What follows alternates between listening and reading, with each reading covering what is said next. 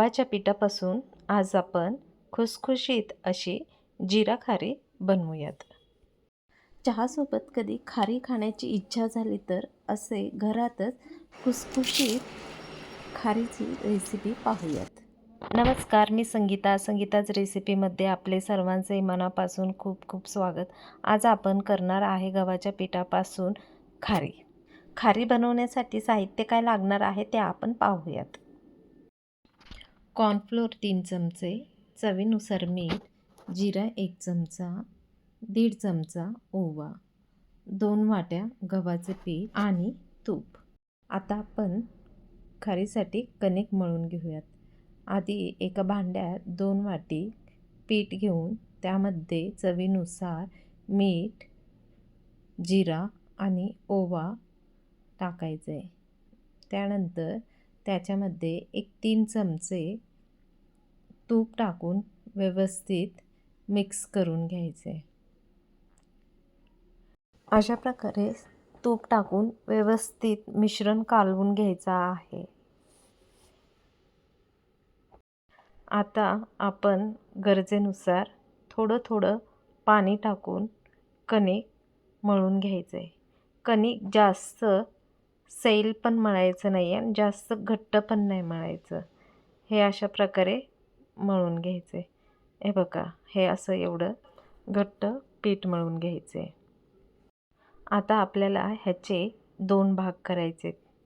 हे असे 2 भाग करून घेऊन त्याचा एक गोळा बनवायचा आणि सुरीच्या साहाय्याने अशा प्रकारे त्याचे 8 भाग करून घ्यायचे। तसेच दुसऱ्या गोळ्याचे पण असेच 8 भाग करून घ्यायचे। त्यानंतर आपल्याला ह्याचे छोटे असे गोल गोळे तयार करून घ्यायचे।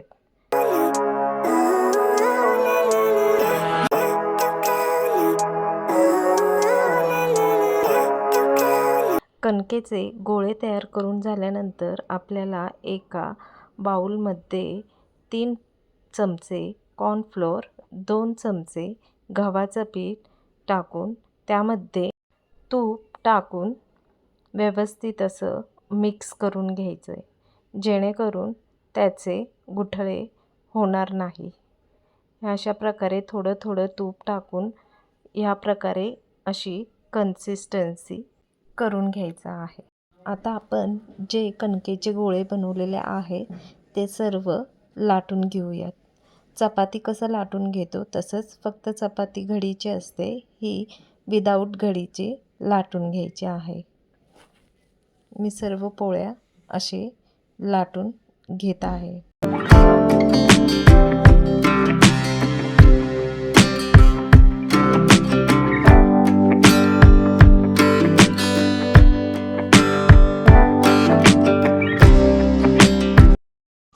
हे अशा प्रकारे सर्व गोळे लाटून घ्यायचे आहे। हे बघा, हे असं एवढं पातळ असायला पाहिजे।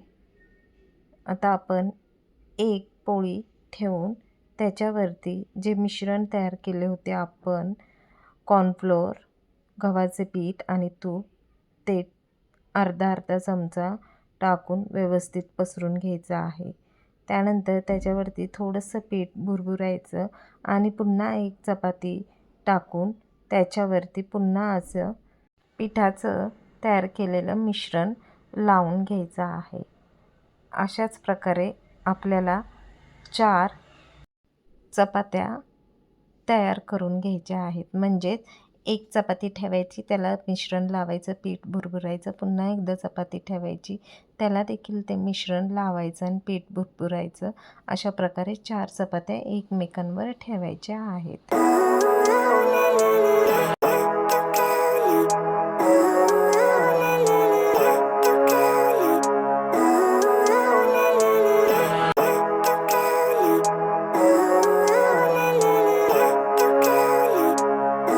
अशा प्रकारे आपल्याला सर्व चपात्यांची अशीच प्रोसेस करून घ्यायची आहे। आता आपण ह्याची घडी करूयात। घडी करताना देखील हे अशा पद्धतीने करायचं आहे। पहिला असं एकदा फोल्ड करायचं, नंतर दुसरा अर्धा भाग घेऊन त्यावरती येईल असं फोल्ड करायचं.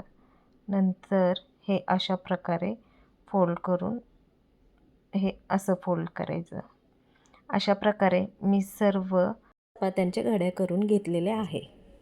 आता आपल्याला एक एक घेऊन व्यवस्थित पीठ लावून लाटून घ्यायचं आहे. लाटताना चौकोनमध्येच लाटायचं आहे.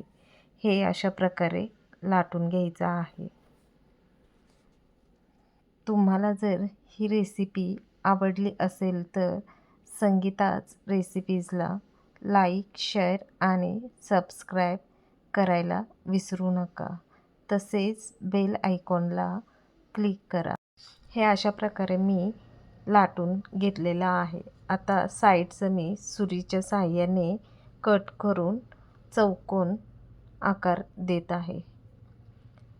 त्यानंतर तुम्हाला ज्या साईजमध्ये पाहिजे त्या साईजमध्ये सर्व काप करून घ्या. मी छोटे छोटे चौकोन काप करून घेतलेले आहेत. हे अशा प्रकारे.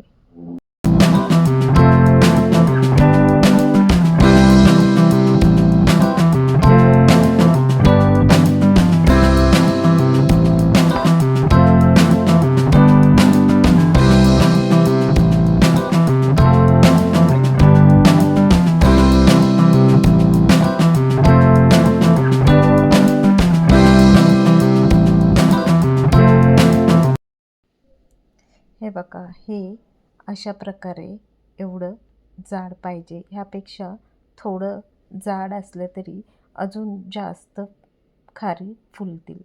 मी आता सर्व तयार केलेल्या गोळ्यांचे असं लाटून छान कट करून घेत आहे. आता आपल्याला गॅसवरती एक कढई ठेवून त्यामध्ये तेल तापवायला ठेवायचं आहे. तेल व्यवस्थित तापल्यानंतर आपल्याला गॅस मीडियम आचेवरती करायचा आहे. आता आपण तयार केलेले सर्व खारीचे काप तेलामध्ये टाकून व्यवस्थित तळून घ्यायचे आहेत. हे बघा, किती छान असे मस्त लेअरमध्ये आपले खारी दिसत आहेत. कलर देखील एकदम छान आलेला आहे. आपले खारी तयार झालेले आहेत. बघा बरं, किती मस्त असं कुरकुरीत आवाज येत आहे. तुम्ही सर्वांनी वेळात वेळ काढून ही रेसिपी पाहिल्याबद्दल तुमचे सर्वांचे मनापासून खूप खूप आभार. भेटूयात मग आपण आपल्या पुढच्या रेसिपीमध्ये. धन्यवाद.